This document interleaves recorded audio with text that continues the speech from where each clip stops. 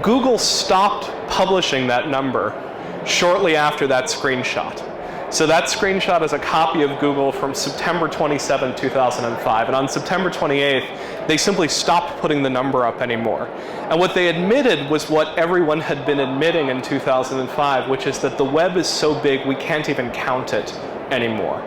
It doesn't make sense to say there's this many pages. It doesn't make sense to say there's this many things published. It changes every second. It changes as soon as I can say something about it. The number itself doesn't even make any sense. Most of the content on the web nowadays is generated out of databases. But within this huge mess of content, any content that you're publishing is fighting for attention in one fashion or another. So there's lots of different ways to get attention. One of the simplest ones is simply to be writing about something very popular. But what I want to talk about is attention to things that are less popular. So I wanted to start by admitting something which is very hard to admit in the Netherlands, which is that I'm not particularly interested in football. It's just not my thing. I'm not into it. It's not my game. I'm actually interested in sumo wrestling. And the challenging thing is that while there are very good sites out there to find football information, there are not a lot of professional sites out there that will give you sumo information. And most of the ones that are written in Japanese. But what's become very, very interesting in an internet where everyone can publish is that the leading sites that tell you what's going on in the current sumo tournament taking place in Tokyo are all citizen-run. They're mostly run by people in Japan who are amateurs, who are fans, who put up information as it comes up. They spend a lot of time arguing with one another. These sites actually get very heated, and there's a great deal of debate on them. You can get into, the same argument that you can get if you talk about Arsenal versus Man U or any of these other sort of fights you can have. But it's a very different space. It's this completely citizen-created space, and it's a space that you would never know about unless you went to look for it. I was able to look through the list of top 100 sites in the Netherlands, and there's about 3 or 4 sites that are about football, and it's pretty obvious that if you're looking at top sites, these are some of the big things that people are talking about. But no matter what country you were in, you would never find this as a top site. So this is an illustration of what people are now starting to talk about as the long tail. And this is an idea that Chris Anderson, who edits Wired magazine, has talked a lot about. The idea really comes from Clay Shirky, who's here at this conference and who's been talking quite a bit about it. And Clay started noticing that in a lot of these online spaces, you see this distribution. You see some very, very popular content, the content on football, getting a whole lot of attention. And you see less popular content, the content on sumo, getting very, very little attention. And Clay started writing about this because he noticed that people were complaining about this. They were complaining that blogging was supposed to be this great new democratic space. We were all supposed to be equal. We all had a voice. But the truth is, everybody paid attention to those few star bloggers, and no one paid attention to you. And what Clay basically said was, look, this is inevitable. This is how this world is going to work.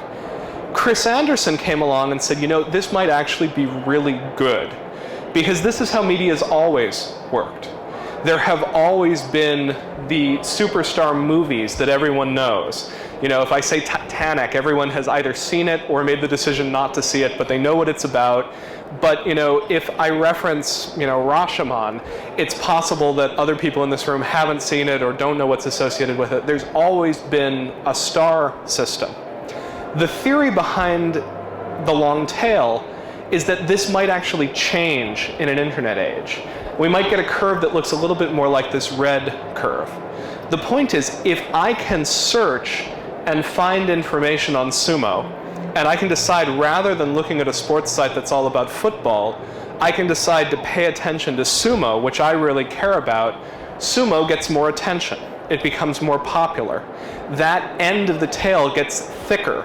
More people are looking at it. There's still going to be more people looking at football than at sumo. No matter what I do, it's probably going to be a more popular sport. But it might become comparatively less popular. You may have people who, if they had the choice, would rather follow sumo than football, and follow football because it's easy to follow football. But in a world where you can search and find things down the tail, things change. So search is hugely important. Search changes how we think about things in this age. Rather than waiting for something to make the front page of the newspaper, rather than waiting for something to make it popular and make it into a movie theater, we might be able to search and find content that we wouldn't be able to find elsewhere. And search, in fact, is probably the best way that you're going to find information on esoteric topics. So here's sort of the tricky question that I want to ask, which is, how do you find something if you don't know what you're looking for? I know that I'm interested in sumo. I know that I want to know who won yesterday's matches. But there's a lot of other things that happen in the world that I don't know, and I don't know to look for them. For all I know, someone has discovered that there's a terrible disease passing around that if I fly back across the Atlantic too many times in a single year, I'm not going to survive my airplane flight. And I really hope that someone's going to tell me that before I get in another flight and fly back to the US. And traditionally, we rely on newspapers. We rely on daily news to give us the news that we need to know whether or not we need to know it. So these things aren't dead. I think they're far from dead. And I actually think that they're increasingly critical in a digital age. I just think we have to start looking at them from a slightly different perspective. I want to suggest one perspective that we might want to take in looking at them. And this is a comparison of the New York Times, which is probably the best of the newspapers in the US nowadays. Daily newspaper, probably slightly left of center.